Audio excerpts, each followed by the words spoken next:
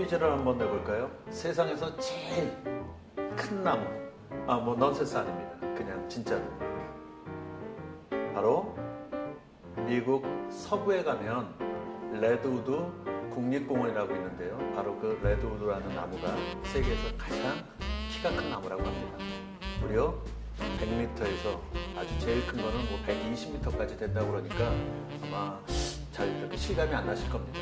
한번 옆에 있는 이렇게 사진을 보시면 아시겠지만 아마 사진으로 봐서도 잘 모르실 텐데 제가 일부러 사람을 좀 숨겨놨는데 사람 사진을 보시면 이 나무가 얼마나 큰지 아마 이제 느껴지실 거예요. 실제 뭐 나무 밑둥을 잘라서 자동차가 다니는 도로를 만들어 놓은 곳이 있을 정도라고 하니까 엄청나죠.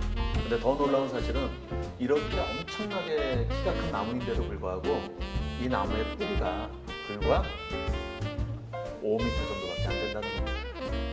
우리가 아는 이런 하리케인 같은 엄청난 바람이 불면 뭐 작은 나무들도 뿌리가 송곳에 뽑히는데 이렇게 엄청나게 큰 나무가 뿌리가 5m밖에 안 되는데도 불구하고 무려 3,000년의 역사를 견뎌왔다고 생각해보면 아마도 여러분은 이게 도대체 가능한가 잘 믿기가 좀 어려우실 수도 있습니다.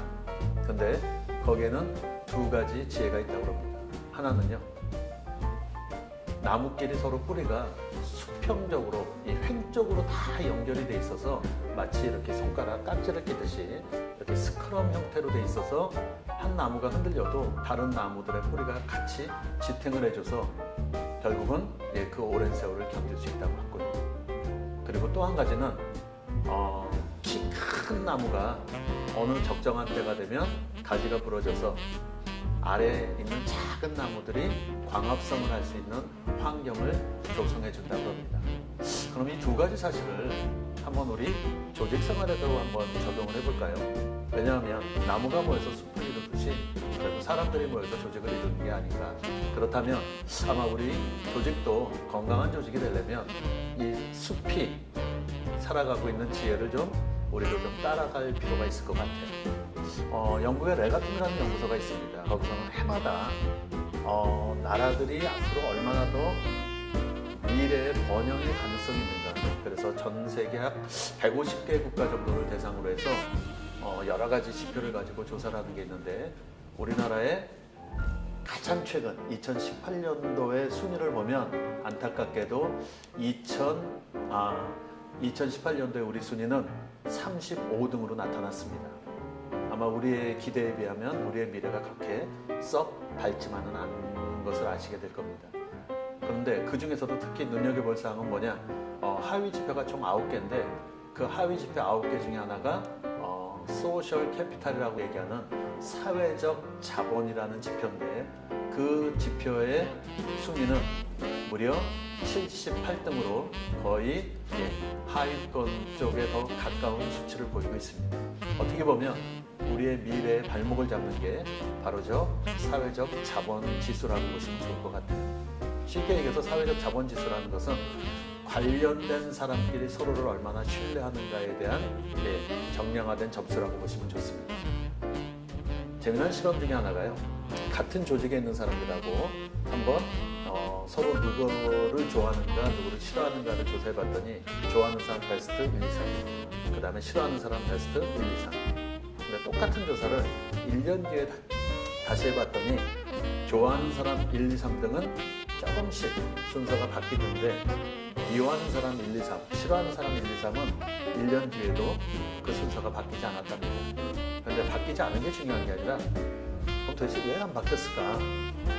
여러분도 아마 자신의 경우에 대입해서 생각을 해보시면 사람들 관계에서 조금 뭔가 이렇게 틈이 생기면 우리는 그 틈을 메우려는 노력보다는 그냥 기정사실화해서 아유 저 친구하고는 내가 그냥 차라리 내 힘들어도 혼자 하고 말지 저 친구하고 불편한데 뭘 또 협조를 얻겠어 이런 식으로 뭔가 관계 회복을 위한 노력조차 하지 않는다는 겁니다. 그렇기 때문에 여러분들이 조직생활하는 첫 번째 지혜는 과연 나는 주변 사람들과 괜찮은 관계를 유지하고 있는가. 그게 첫 번째 우리가 배워야 될 지혜라면 두 번째는요. 큰 나무가 작은 나무를 위해서 부러진다.